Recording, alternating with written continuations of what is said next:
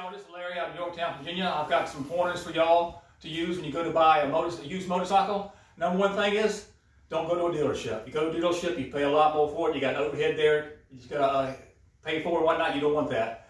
Go to a Facebook Marketplace, Craigslist, place like that. That's private owner, and you get your best deals right there. Once you find a bike in the paper or something like that you like, go on the internet and NED and find the price. And what you want to pay is low retail. That's what I always pay. I pay low retail or lower, and that's always worked out great for me. Call the guy up and ask him why he's selling it. Fill him out, try to find out something's wrong with it or not. And ask him if it's negotiable before you go over there. And make sure the title's good. I see he's got a lien on the title. Make sure it's in his name. Make sure it's not a salvage title. Because a salvage title bike is not worth nowhere as much as a regular bike is. It's almost half price. You want to stay away from them unless you got a really killer deal on it. Make sure it's under 20,000 miles. It's hard to sell a bike. Well, just tell you this. Something might come up. You might need to sell it next week, next month, next year. And if you got 20,000 miles or above on it, they're hard to sell. So stay below it. There's too many bikes out there right now that have less than 20,000 miles on it. And when you go look at the bike, make sure you take somebody with you. You know, make sure when you take cash over there, you know, make sure you got some cash with you. There's a guy where you can help you out, you know, for security reasons, and also he can help you check the bike out. Another thing too is when you call the guy out, tell him not to start the bike up for you come look at it. Tell him you want to start the bike up because it could be hiding something. Sometimes the bikes make noise or something like that when they're cold. You first start them up, and you want to do that when you get there. When you get to the bike, put your hand on the rocker boxes. After you've done told him not to start the bike up, and this thing is warm, he's hiding something. He shouldn't have started the bike up. You know. Another thing too, when you come up here, check your front end real good. A low mileage bike shouldn't have a lot of pitting on the front end. If it's a low mileage and there's pits on there, somebody's monkeying with the title, the mileage and stuff on it, so you don't want that. Check the brakes. Get your flashlight through here. Check the tires, see if the dry rod. Run your hand across here. If there's any uneven wear marks, that means there might be something wrong with the front end or something like that. You never know. Come in here and check for pits and stuff in the paint, stuff like that. Oh yeah, so see if any scrapes on the brake handles and your crash bars here. That means he might have dropped it or something like that. Okay. And you and your buddy both could be checking this out real good. Run your hand underneath it. Maybe get a rag and run underneath it and see if there's any oil leaks and stuff on there. You never know. Make sure it's got an inspection sticker on it. In the state of Virginia, we got inspection stickers. Some states don't. But you want to make sure it's got a current inspection sticker. If it don't, that's something else could be flung for inspection, stuff like that.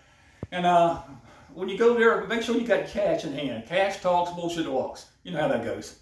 And ask him for history on it. History of receipts and stuff like that. We had oil change and stuff like that, and that's a good thing to do. Check the oil down here. Make sure it's nice, clean oil. If it's dirty oil, it means you didn't take care of the bike.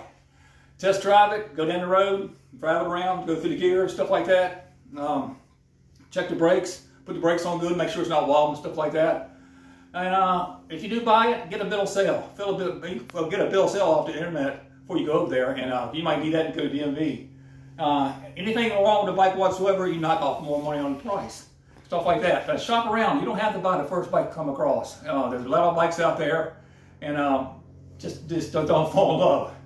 And if you got any more questions, down below in the comment thing, ask me and I'll be glad to help you out. And Larry68HD, I'll have more stuff like this in there. Oh yeah, another thing too. The lower legs, if you find them really messed up, I got another older video you can look up on there and show you how to clean them up really easy. It's easy to do. One more thing I got here. My son's bike right here. He bought this a few months back. The guy was asking $8,000 for it. He got it for $47,000. You know, I say cash. Cash does it. This bike right here, I bought this. This is 2021. I bought it about 3 months ago. He was asking $22,000 for it. I got it for $16,900.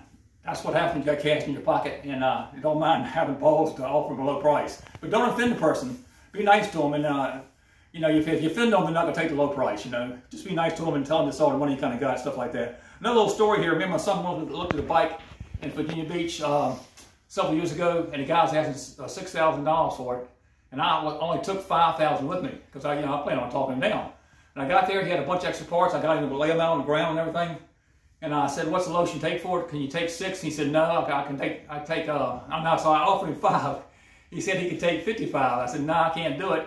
But here's my phone number, and we're going back to Yorktown, And if he calls before I get to the interstate, I'll come back.